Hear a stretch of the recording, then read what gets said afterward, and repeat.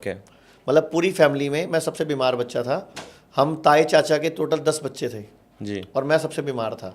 मेरे को हर 3-4 महीने में जॉन्डिस, कभी निमोनिया, कभी वायरल बुखार, कभी फीवर, कुछ ना कुछ होता रहता था और ये चलता ही रहता था। और घर वाले, मैं एडमिट तक हो जाता था। तो मैं इतना दुखी हो गया, मेरी ग्रेजुएशन जब कंप्लीट हुई उस आसपास उसके, कि मुझे लगा मैं ठीक नहीं हो सकता, क्योंकि कोई लाइफ में मेरा रंग भी काला हो गया था, सिंगल हड्डी। आप मान सकते हो, ये भैया भी जो हमारे कैमरा संभाल रहे हैं, ये भी 80 किलो का है, तो सोचो मैं 31 किलो का था और ये बिल्कुल फिट एंड मॉडल है ये। आप कितने किलो के हो आप? मैं 75। हाँ, तो मैं 39 किलो का था 21 की एज में। तो जैसे ही ग्रेजुएशन कंप्लीट हुई तो पता चला कि इसका कोई इलाज नहीं है, मेरा कुछ ठीक नहीं हो रहा, क्योंकि 8 साल हो गए थे। इवन कि जब मैं 16 साल का था, मेरे घर वालों ने मुझे तराजू के एक तरफ बिठाया था और एक तरफ शनि का दान रखा था, जिसको तुला दान बोलते हैं जी। वो तक किया गया था, बट मेरा तब भी कुछ नहीं हुआ। और मैंने बड़ी सारे लिक्विड्स पिए, बड़े सारे शरबत पिए, जो भी मुझे एलोपैथी डॉक्टर देते थे वही पीता, लेकिन ठीक नहीं हुआ। तो मैं हरिद्वार चला गया। मैं सहारनपुर का हूँ, यूपी का। जी। मैं हरिद्वार चला गया मरने के लिए, कि हरिद्वार जाके गंगा में कूदता हूँ और मैं मर जाऊँगा।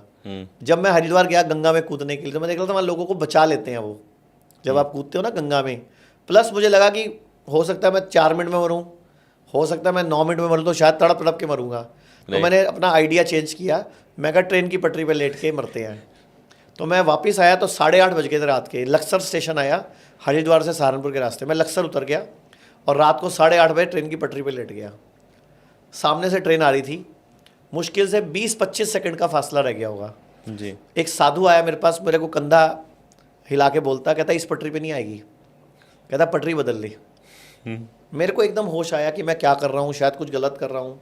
मैंने उठ के बैठ गया ट्रेन की पटरी के साइड पे। इतने में ट्रेन गुजर गई उसी पटरी से। लेकिन मुझे एक लाइन समझ आ गई साधु की, पटरी बदल दी। वाह। मैंने वहीं से वापस आके अपने मौसा जी, जो आयुर्वेदिक डॉक्टर थे, वो मुझे 3 महीने पहले बोल के गए थे कि जब भी तेरे को अपना इलाज कराना हो मेरे पास आ जाना। जी। और मेरे नानके, जो मेरी मम्मी का मायका है, वो श्री गंगानगर राजस्थान में है। तो मैं श्री गंगानगर राजस्थान उनके पास अपना इलाज कराने चला गया। मैं गया था 39 किलो का और 3 महीने में मेरा 12 किलो वेट बढ़ा वहाँ पे। वाह। तो जब 3 महीने बाद मैं वहाँ से आने लगा तो मेरे मौसा जी ने पूछा लाइफ में क्या करना है। तो मैंने बोला मैंने तो कभी कुछ सोचा ही नहीं। तो कहते यही काम करना है क्या आयुर्वेद का? तो मैंने बोला मुझे सिखाएगा कौन? कहते मैं सिखाऊंगा, मैं तेरा गुरु बनूंगा और तू 3 महीने से सीख भी रही है, क्योंकि मैं उनके साथ एज ए हेल्पर काम कर रहा था।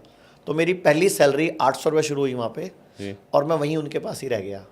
तो वो दिन से आज तक का दिन मैं आयुर्वेद, नेचुरोपैथी, योग और जो भी नेचुरल तरीके हैं, कोई घर के नुस्खे हैं, कोई हमारी रसोई में जो जड़ी बूटियाँ हैं, उन्हीं पे काम कर रहा हूँ।